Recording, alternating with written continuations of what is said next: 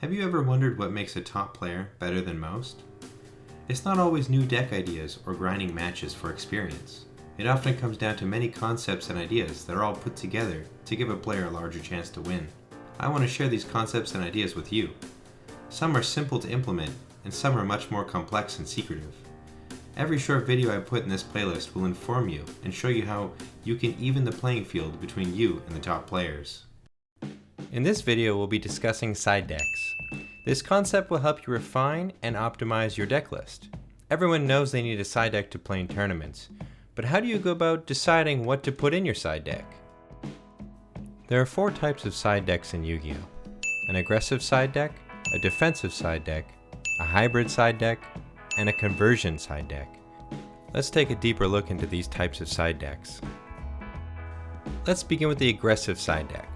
In this type of side deck, you will mostly see cards that target certain decks.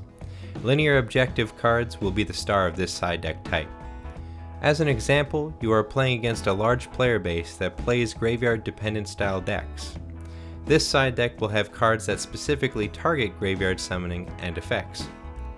This type of side deck is better when there's a clear best deck or 2 in the format. The top decks would play this style of side deck as well as lower tier decks, since the lower tier could simply win off the brick wall of pure hate cards for the opponents. Make sure to analyze what the best decks are, how they function, and what their core cards are to make the style very effective. Your second option could be a defensive side deck. This is an alternate to the first choice because if you're playing a top deck, you realize you will be targeted in a tournament, so this is a strong option. In this side deck, you will see mostly cards that counter or undo cards and effects that would target your main deck mechanics or core cards. Using the same example of graveyard dependent decks, you would see cards to counter DD Crow or perhaps cards that cancel cards that are sided in against you, like MST, Twin Twister, or Impermanence.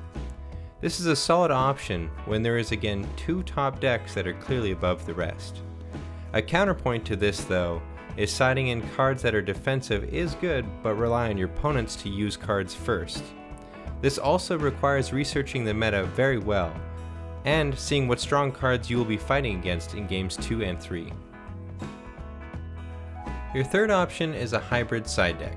The main side deck you will probably choose in many formats is the hybrid side deck. This is a great option for when there's multiple decks in the format. This style, you would find both aggressive and defensive cards in the side deck, essentially a tool for any problem you come across. Regardless of deck tier you play, you want to have strong options to shut down your opponent but also preserve your own deck functions. Cards like back row destruction, but also cards to target the top decks will be in this side deck. Lastly is a very rare type, full conversion side deck. This should be your choice of side deck if you're playing a one-track gameplay or FTK and OTKs. For example, many decks in the past like Final Countdown, Exodia, Mill, or Burn have sided into a completely different win condition because they know the opponent will side specific cards to stop their game plan. This is also a good option in these style of decks because a large portion of their main deck support the cards they're swapping into, thus making it still function similarly without losing speed or power. These are the 4 side deck types. Remember that not all 15 cards in your side may be geared towards one type, but mostly. Now that we know this, what do we play? Well, this is a difficult question. This relies on the meta, the card pool available, as well as a good insight on the meta. But there are questions and ideas that can help you narrow down your choices and help refine your deck list. Am I going first or second? Each deck is designed a certain way. OTKs or FTK decks prefer to go first. Should you side cards in that are good to go second? If you go first game 1 and win, you will most likely go second in game 2, and therefore will probably need monster removal or back row destruction to try to OTK or FTK again. You would look to strengthen your game plan rather than hurt the enemy's deck, since going first is beneficial for your deck and already a strong chance you will win. Are there cards that synergize with my deck that only my deck can play? In Warriors, they have the option to play Rivalry of Warlords because they are all warrior types, and this can stop many other decks in their tracks. but over here X-Sabers can use Gozen Match for the same effect, but you cannot switch the traps with each other because they only work well in those specific decks. Are there more optimal cards to side deck? Let's take a look at DD Crow. DD Crow is a versatile card. It can be used against a wide variety of decks and has been a popular card for many years. However, if you are facing a meta of powerful light decks that can use the graveyard, you should consider Cycle Reader. This card does the same job but has a more narrow application, and the trade-off is a better effect. Consider what card is better overall in the current meta that you are going to play in. How many copies of a card will I need? Let's use the example of Cycle Reader. You use the effect and remove some core cards from your opponent. Will you need to see a second one in the match? Having a third one is pointless since one of the players will have lost by the time you need to use the third copy against them.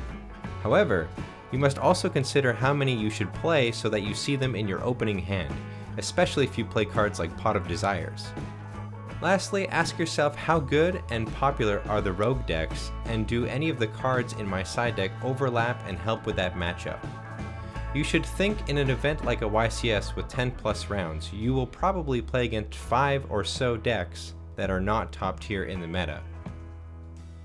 Now it may seem obvious to the older players, but newer players should also think hard on what they will be siding out of their main deck.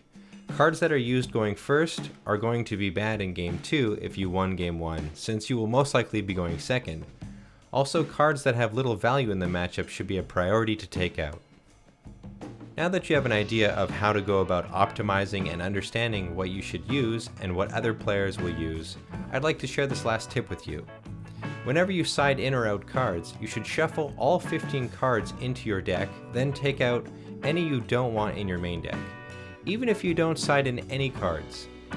Players often have their side deck sorted, and when they side, you can get a bit of a hint on what they might be siding and how many copies. Shuffling all 15 cards hides that information. It's called smoke screening. I hope this gives you a bit of insight into side decking, and thanks for watching.